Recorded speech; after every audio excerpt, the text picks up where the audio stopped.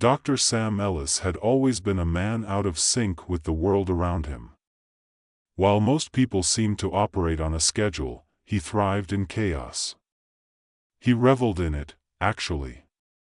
A political scientist by profession and a self-proclaimed chaos aficionado, Sam's idea of a good day included mismatched socks, a well-worn pair of Crocs, and a cup of coffee so strong it could probably fuel a rocket. The day was a Monday, but as far as Sam was concerned, it could have been the 7th Monday of the month. What made it worse? Another presidential election was looming, and this one promised to be a doozy. In a bizarre twist of democracy, the United States had decided to hold elections every 3 months. The idea was that it would keep politicians on their toes and allow for a more responsive government. The reality was a circus, an unending parade of candidates promising the moon, the stars, and a hot chocolate fountain in every home. Sam watched with a mix of amusement and dread as the current president, a former influencer known for his bizarre TikTok dances, announced yet another campaign rally, this time under the slogan, "Vote for me, I'm just like you, but better."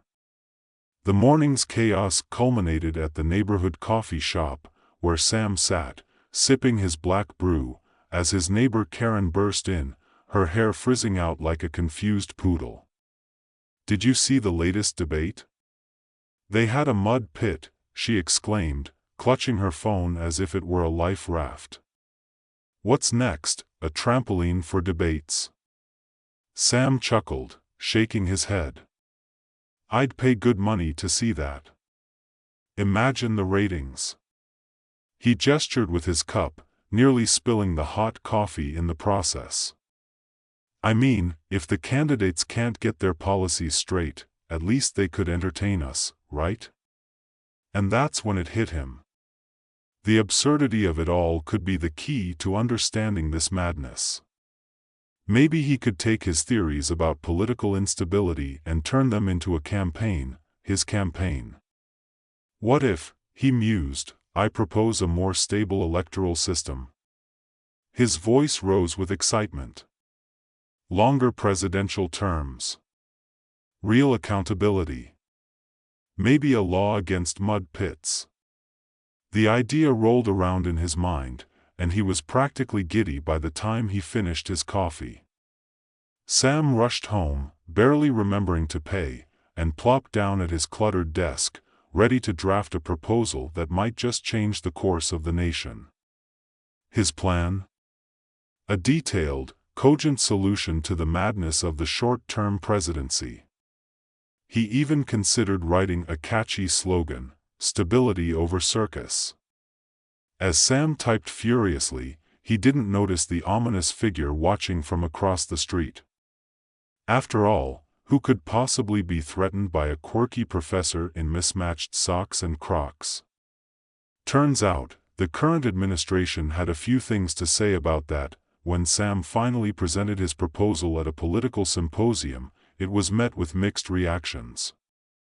The room was packed with seasoned politicians, journalists, and a smattering of students who had wandered in for extra credit. He stood at the podium, adjusting his crooked tie and glancing at his notes. "Ladies and gentlemen," he began, "the current electoral system is like a never-ending carnival, one where the rides are broken and the clowns are running the show." Laughter erupted from the audience, a sound he'd hoped for but hadn't expected. Encouraged, he dove deeper. "We need stability. We need a government that can actually govern. I propose a longer presidential term, say 4 years, with strict accountability measures, including mandatory public Q&As every month." The laughter faded as he continued, and the skeptical looks returned. "How can we trust someone for 4 years when we can't even trust them for 3 months?" one senator called out.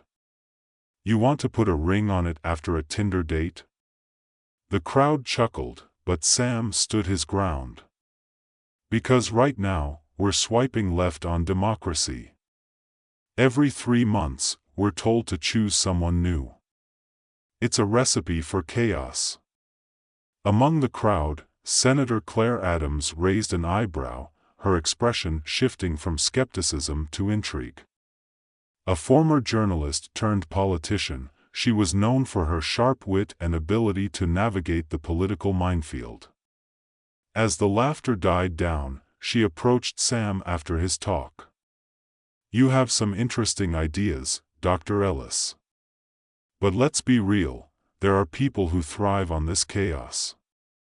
And they won't take kindly to your proposal." "People?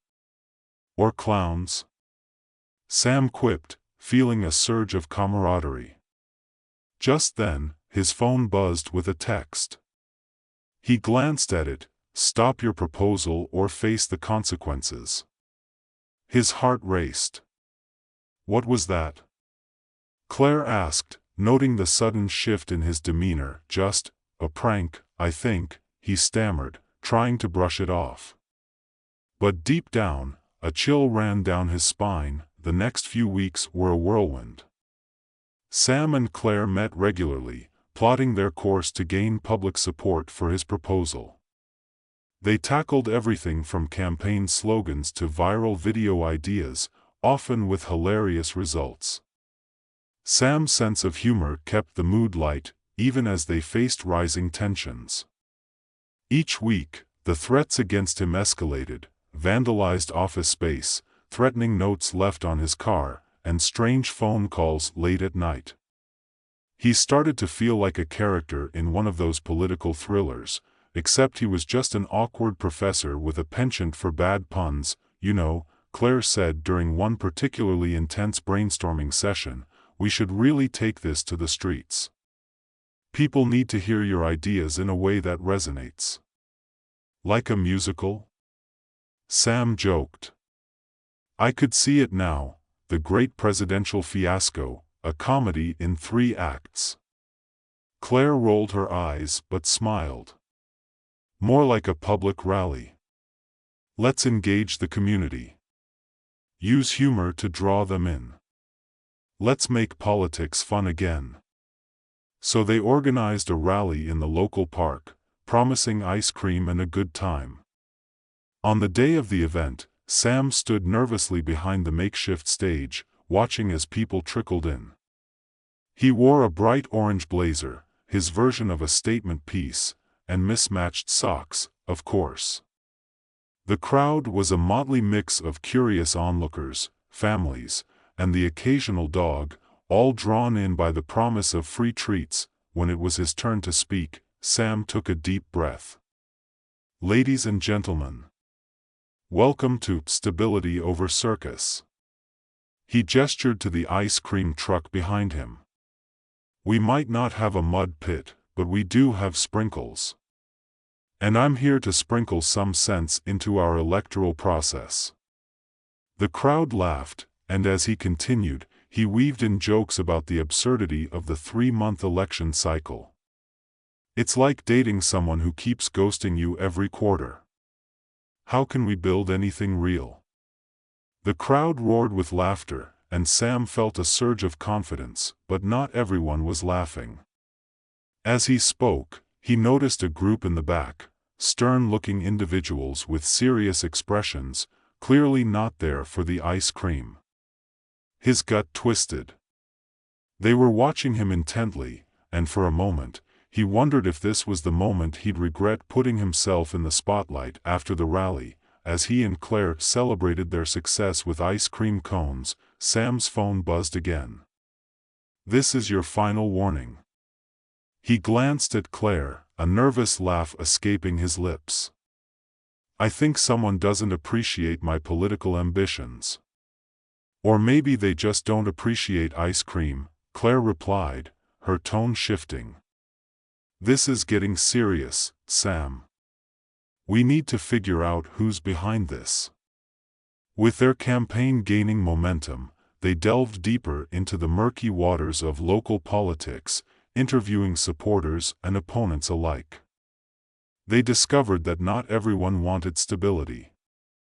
The current president had powerful allies, and his campaign had a vested interest in keeping the circus alive. As they prepared for a pivotal televised debate, the tension reached its peak. Sam's proposal was set to be the centerpiece of the evening. The stakes had never been higher, and the threats had never been more real.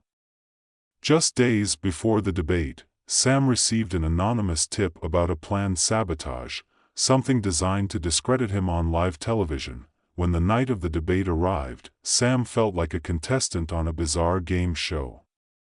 Cameras flashed, and the audience buzzed with excitement. The current president strutted onto the stage, all bravado and flashy dance moves, while Sam took a deep breath, trying to calm his nerves. As they took their places, the moderator introduced the topics for discussion.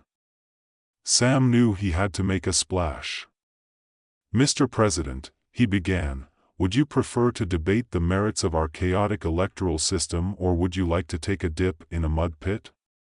The crowd erupted in laughter, but the president shot him a glare. The tension in the room was palpable. "Let's talk about reality, Sam. Stability is boring. People want excitement." "Excitement?"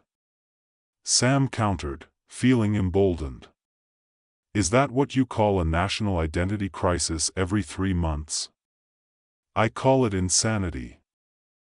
The debate spiraled into a chaotic exchange, but just when Sam thought he was gaining ground, his rival pulled out a scandalous claim.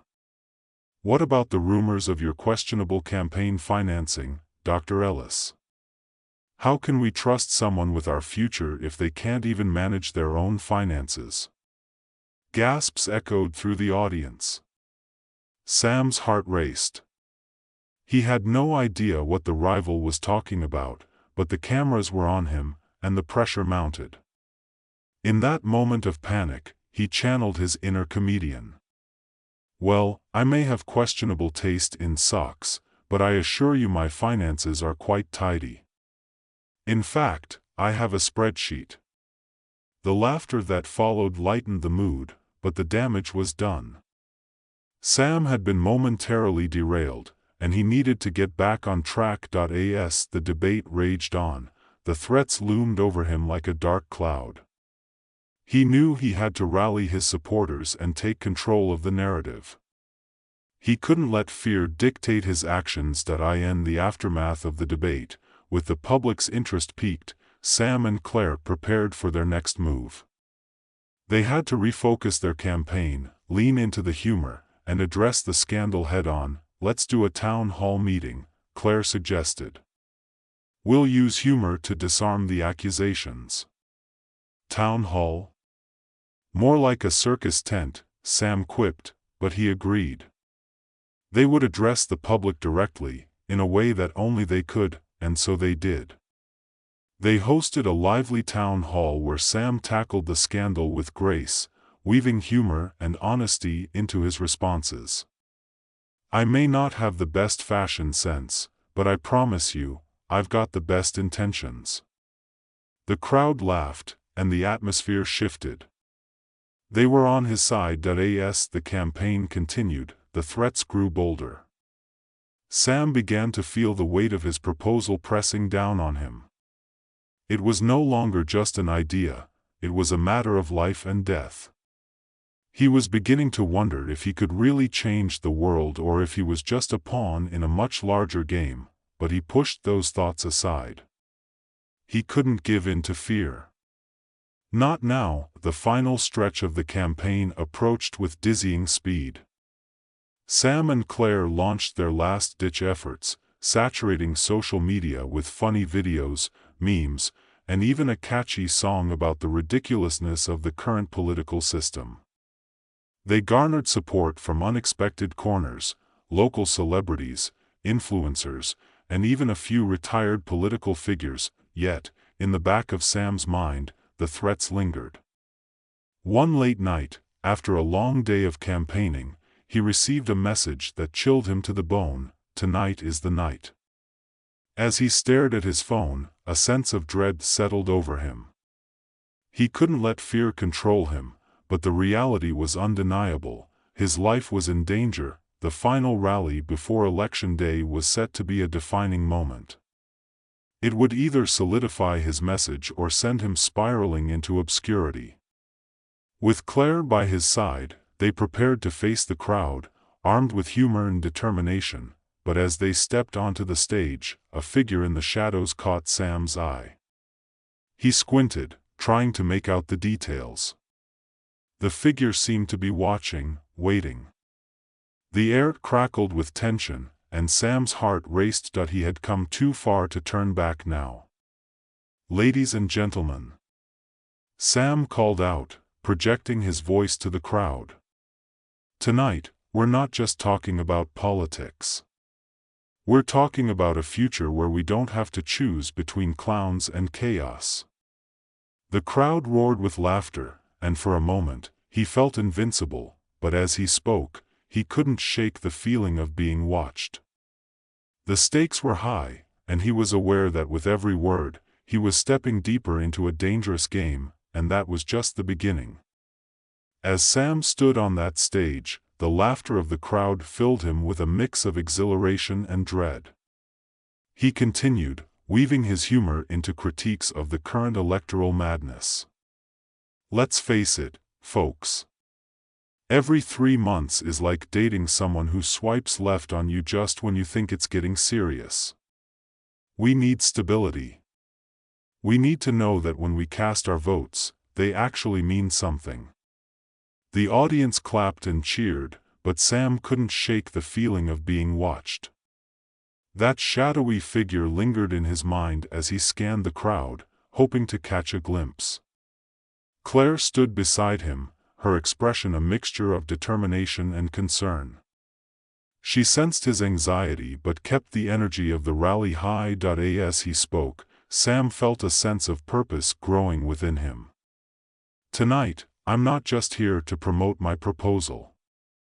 I'm here to ask you to fight with me for a future where we don't have to hold our breath every time a new election cycle rolls around. Let's create a government that works for us, not just for the clowns." The crowd erupted into applause, and Sam felt a surge of adrenaline. This was it, the turning point he had been waiting for. But just as he began to build momentum, he caught sight of the figure again, this time moving closer, slipping through the edges of the crowd. Panic prickled at the back of his neck, but he pressed on. "Together, we can make a difference. And if they think they can intimidate us into silence, they've got another thing coming." He raised his fist, the passion in his voice electrifying the atmosphere, but the figure was no longer just a shadow. A burly man wearing a dark jacket broke away from the crowd, heading straight for the stage. Sam's heart raced.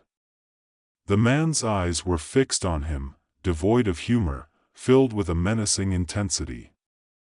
Claire noticed too, and her demeanor shifted as she instinctively stepped closer to Sam. "Let's talk about real accountability," Sam called out, trying to redirect the crowd's attention while his mind raced. "If I can get my own finances in order, you can bet your last ice cream cone that our elected officials can, too." The crowd laughed, but he could feel the tension rising. The man climbed the steps to the stage, and Sam's stomach dropped. "Dr. Ellis," he said, his voice low and threatening, "it's time to end this charade." "Charade?" Sam echoed, trying to maintain his composure. "I think you mean our democratic process. The people want change, and I'm just the guy to give it to them." The audience roared again, but the man stepped closer, his expression unyielding. "People want stability, not your wild theories," he replied. "You're a joke, and it's time someone put you back in your place." "Is that a threat?" Sam challenged, feeling the weight of the situation. He caught Claire's eye, her resolve hardening as she moved to stand between him and the intruder. "If you've got something to say, say it to all of us." The man laughed, a harsh, grating sound that cut through the cheering crowd. You think you can just stand up here and propose your little plan without consequences? You're playing with fire, Dr. Ellis. At that moment, Sam felt a surge of defiance. You know what? Maybe I am. But if I have to be the butt of your jokes to make this country better, then bring it on. The crowd cheered, buoyed by his spirit, but the man didn't budge. Just remember, the intruder said, his voice dripping with menace. There are people who don't take kindly to your enthusiasm. Watch your back. With that, he turned and disappeared back into the crowd, leaving a tense silence hanging in the air. Sam's heart pounded, adrenaline coursing through him. He had faced down a threat on stage, but now he couldn't help but feel a dark cloud looming over his campaign. Claire turned to him, her face serious. We need to be careful. This is getting more dangerous than I thought. If they're willing to confront you like that, who knows what else they're capable of? I know, Sam replied, trying to shake off the encounter. But we can't let fear win. We have to keep pushing forward. They finished the rally, and as the crowd dispersed, Sam felt a mix of triumph and trepidation. He had stood his ground, and the message had resonated, but the threat of violence was a new and unsettling reality. In the days that followed, Sam and Claire regrouped, strategizing how to leverage the momentum from the rally while protecting themselves from the increasing danger. They poured their energy into social media, launching a campaign that combined humor and seriousness, drawing in supporters from all corners. One evening, as they sat in a diner, brainstorming ideas, Claire sipped her coffee and looked at Sam. You know, the more we dig into this, the more I realize we're not just fighting for a proposal. We're fighting against an entire system that thrives on chaos. Exactly, Sam replied, ruminating on her words. It's like we're trying to bring some semblance of order to a toddler's birthday party gone wild. And the party planners don't want us crashing the event. Their laughter broke the tension, and Sam felt grateful for Claire's support. They began to feel the energy shift around them. Supporters were starting to rally, not just for their proposal, but against the chaos that had become the norm. They shared memes, funny videos, and powerful testimonials that showcased the absurdity of the current political climate, but with each step forward, the threats kept coming. An envelope arrived at Sam's office one afternoon, filled with sinister warnings about backing off. Instead of deterring him, the intimidation only fueled his resolve. He and Claire decided to host a town hall of humor in the park again, but this time, it would feature local comedians alongside their message. As the event approached, Sam and Claire felt the weight of responsibility. They would not only entertain, they would educate and inspire. The night of the event arrived, and the park buzzed with excitement. Sam, wearing a bright purple blazer this time, took the stage with Claire at his side. Welcome to the Town Hall of Humor, he announced, and the crowd erupted in applause. Tonight, we're not just fighting for change, we're going to laugh while we do it. They introduced comedians who riffed on political absurdities, each punchline cutting deeper into the chaos that had enveloped the nation. Sam joined in, sharing his own anecdotes and poking fun at the ridiculousness of election cycles. Laughter rang out, drowning out the darkness that threatened to overshadow them, but even as they entertained, Sam could feel the tension simmering beneath the surface.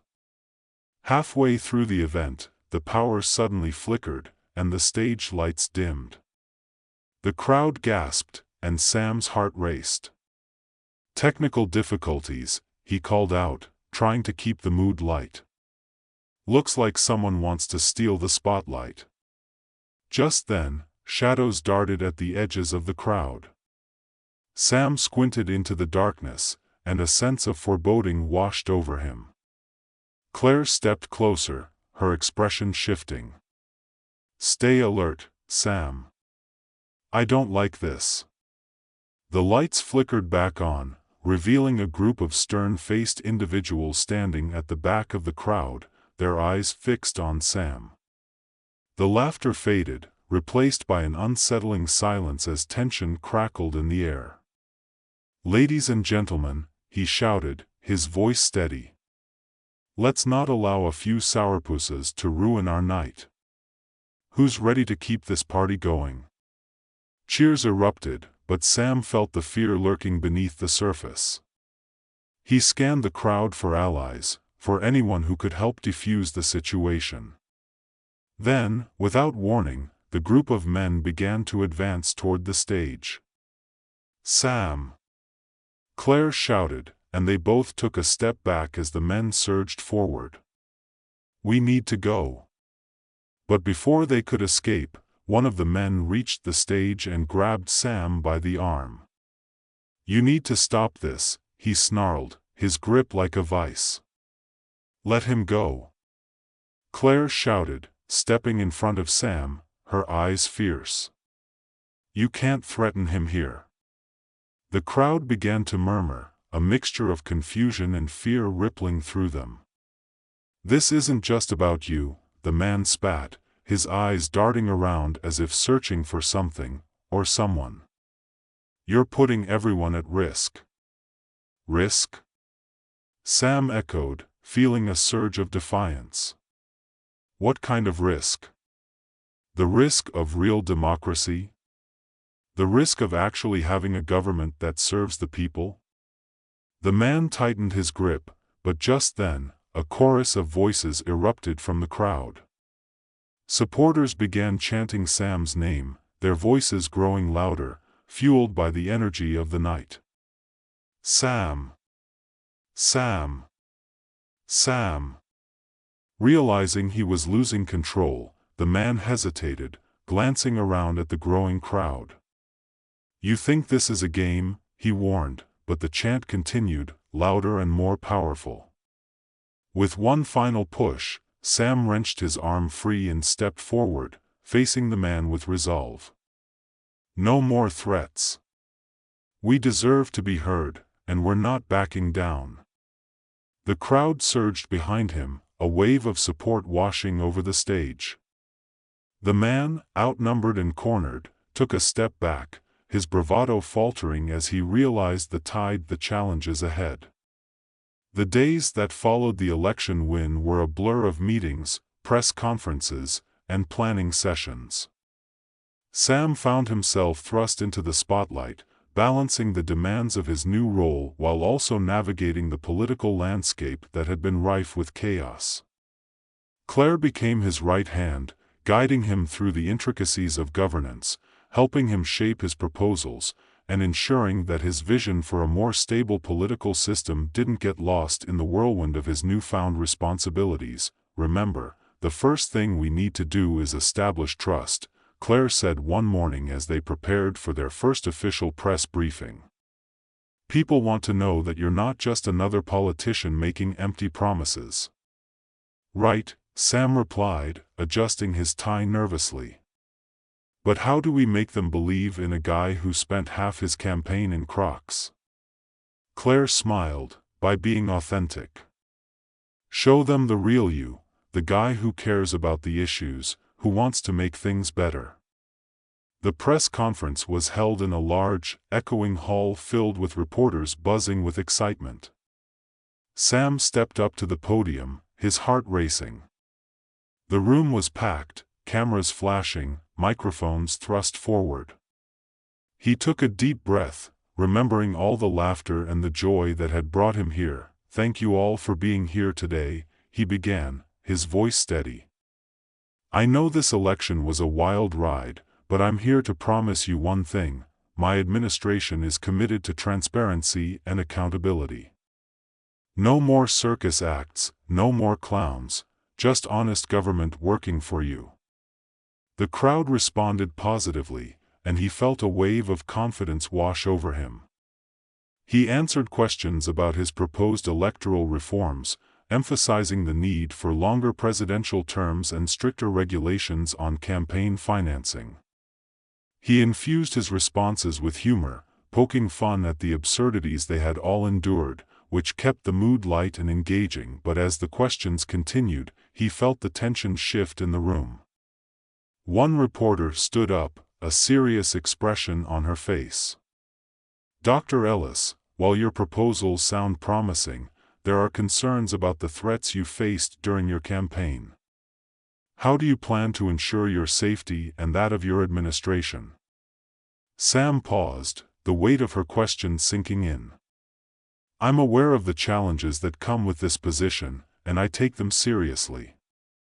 We're implementing a robust security plan, but more importantly, I believe in the power of the people. We will face this together. Fear cannot dictate how we govern." The response was met with a mixture of applause and murmurs. He knew that addressing the threats head-on was crucial, but it also reminded him of the precarious position he was in. After the conference, he met with Claire in his office, the walls adorned with campaign posters and celebratory photos. "That went well, but it won't be easy," Claire remarked, her brow furrowed. "We need to be strategic about how we handle security. The people who threatened you aren't just going to disappear." "I know," Sam replied, rubbing his temples. "But we can't let fear paralyze us. We need to show strength and unity."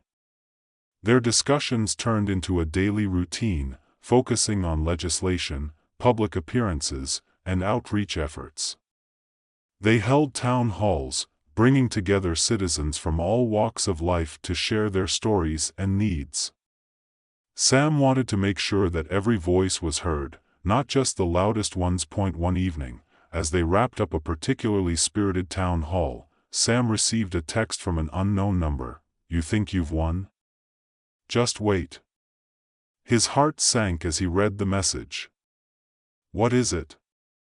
Claire asked, noticing the change in his demeanor. "Another threat," he replied, showing her the screen. "They're not going to back off easily." Claire's expression hardened.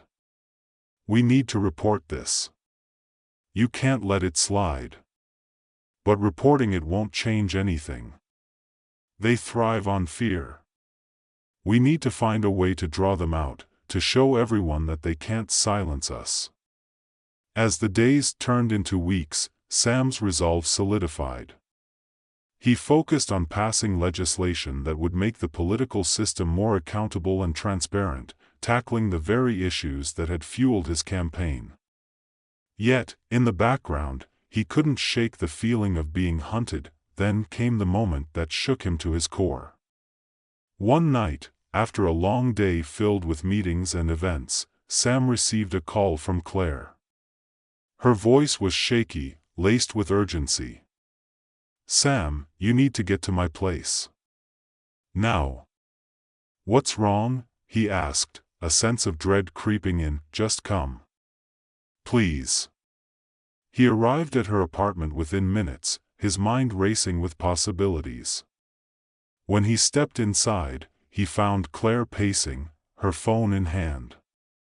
"I think I've figured out who's behind the threats," she said, her voice tense. "I received an anonymous tip, someone at the event who wasn't who they claimed to be." "Who?" Sam demanded, his heart pounding. "Someone connected to the current administration. They don't want you to succeed, and they're willing to go to great lengths to stop you." Sam felt a wave of anger wash over him. This isn't just politics anymore, it's personal. We can't let them intimidate us. We need to turn the tables. Claire nodded, her resolve matching his. "I have a plan. We'll expose this person, but we need to be careful. If we go public without solid proof, it could backfire." Over the next few days, they gathered evidence, interviewing people who had been present at the events, tracking down the origins of the threats. Each piece of information was a puzzle, revealing a sinister network of individuals who thrived on the chaos of the current system. Sam felt a mix of fear and determination as they uncovered the extent of the opposition he was up against. Finally, the day came when they felt ready to take action. Sam stood in front of a crowd gathered for a press conference, the air thick with anticipation. "Today, I'm not just here to talk about policies or reforms. I'm here to expose the forces that threaten our democracy." He unveiled the evidence they had collected, detailing how these individuals had attempted to intimidate him and undermine his administration. The crowd gasped, and the media exploded with coverage. "This isn't just about me, it's about all of us," he continued, his voice steady. "We can no longer sit back and allow fear to dictate our future. We must stand together and demand accountability." The response was electric, and the support from the public swelled in ways he hadn't imagined. Yet, as the cheers echoed, Sam couldn't ignore the gnawing feeling in his gut. They had drawn attention to themselves, and with that attention came greater danger. In the days that followed, the atmosphere shifted. While many applauded his bravery, the backlash from the opposing forces grew louder and more aggressive. Threats escalated, and it became clear that the individuals behind the curtain would stop at nothing to protect their interests. One evening, as Sam and Claire met to strategize, an unexpected visitor arrived, Senator Claire Adams, who had once been an opponent, now a crucial ally. "I came to see how I can help," she said, her tone serious. "You've shaken things up, and the fallout is real. But you've also ignited a movement. We need to keep the momentum going." With Senator Adams' connections and experience, they began to fortify their campaign. They organized town halls across the state, garnering support from grassroots activists, community leaders, and citizens eager for change.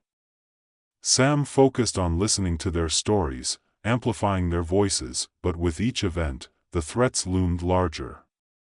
One night after a successful rally, as Sam drove home, he felt a presence behind him, a car following too closely. His heart raced as he glanced in the rearview mirror.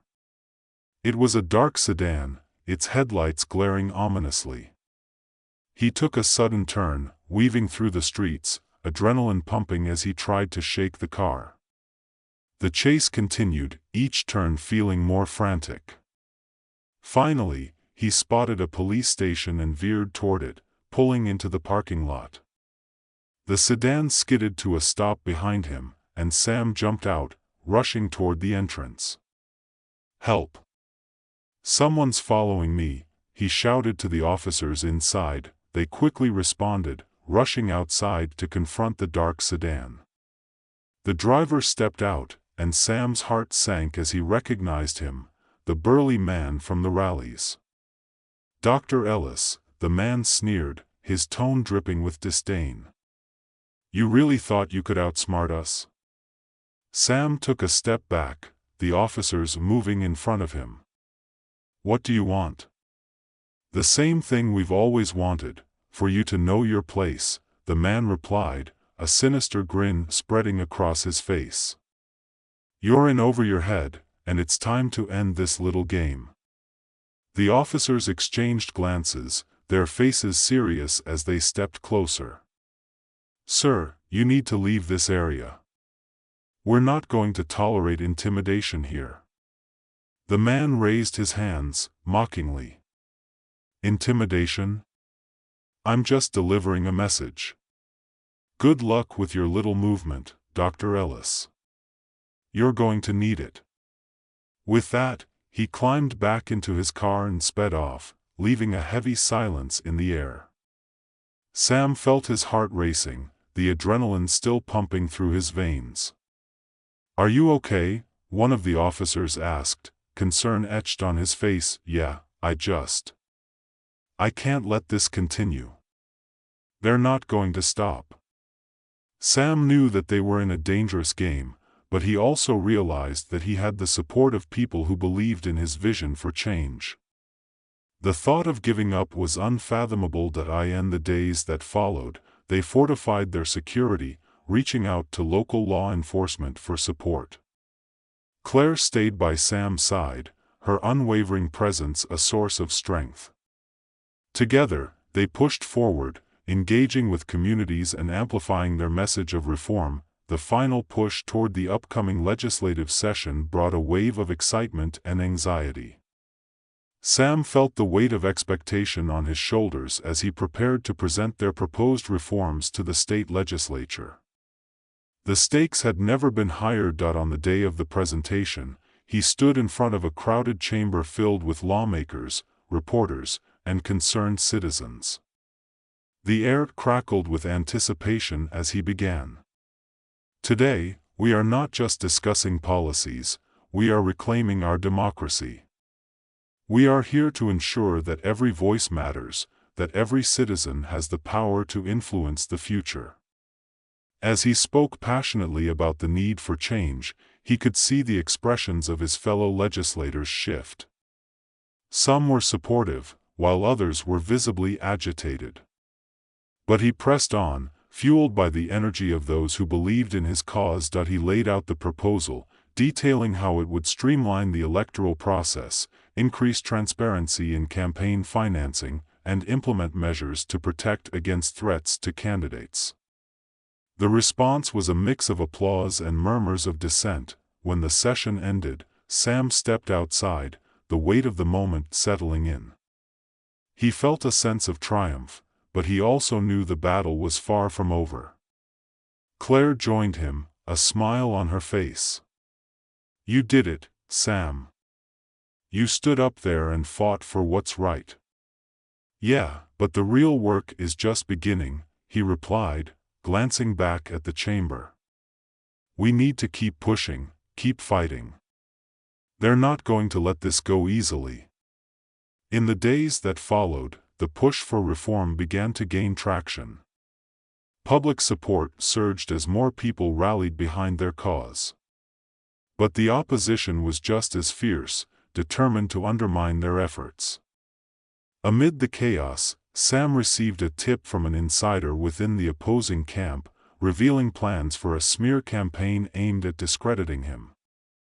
The urgency of the situation spurred him into action. "Claire, we need to get ahead of this," he said, pacing in their office. "If we don't address it head-on, it could derail everything we've worked for." With Claire's help, they crafted a strategy to counter the upcoming attacks. They organized a press conference, determined to preemptively expose the tactics they knew would be used against them. "People deserve to know the truth," Sam declared to the gathered reporters. "We're not here to play games, we're here to restore faith in our system.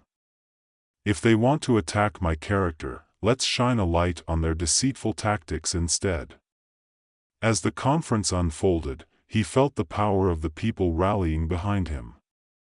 The energy was electric, the crowd filled with supporters chanting his name. But in the back of his mind, the threats loomed large, a constant reminder of the danger they faced. Weeks passed, filled with rallies, community engagement, and strategic planning. Sam and Claire worked tirelessly, balancing the excitement of their growing movement with the very real threats that lurked in the shadows. Then came the day when the opposition finally struck back. A video surfaced online, depicting a distorted version of Sam's speeches, taken out of context to paint him as a joke, a clown unworthy of leadership. The campaign went viral, and the backlash was immediate. Sam watched in disbelief as the narrative twisted around him. "This is insane. They're trying to tear apart everything we've built," he shouted, anger flooding his voice. Claire's expression was grave. "We need to respond quickly. We can't let this define you. You have to show them that you're more than just a punchline." And so they did. Sam recorded a response video, addressing the accusations directly and with humor. You know, I've been called a clown before, but I prefer to think of myself as a juggler, because I'm here to keep all these balls in the air without dropping the important ones. The video resonated with his supporters and went viral for the right reasons, reframing the conversation around his candidacy. As laughter echoed from the audience, Sam felt a renewed sense of purpose. But just as the tide seemed to be turning, a new threat emerged. One night, as he and Claire left an event, they were ambushed by a group of individuals wearing masks. Sam's heart raced as he and Claire were shoved into a waiting van, the door slamming shut behind them. Panic surged through him as they were driven away, the reality of their situation crashing down. "Claire," he shouted, trying to reach for her hand in the dark. "We'll get through this." But the sound of their laughter faded into silence as they were whisked away. Sam fought to stay calm, focusing on Claire's presence beside him. He had fought too hard to let this be the end. After what felt like an eternity, the van came to a stop. The door swung open, and harsh lights blinded them. They were pulled out, disoriented but ready to fight back. "Welcome, Dr. Ellis," a voice said, filled with malice. "Let's see how committed you are to your little movement." As they were taken inside a dimly lit warehouse, Sam realized they were in the lair of those who sought to undermine him. But he also felt a spark of determination igniting within him. He would not back down. "Listen," Sam said, trying to keep his voice steady. "You think you can intimidate me? You're wrong.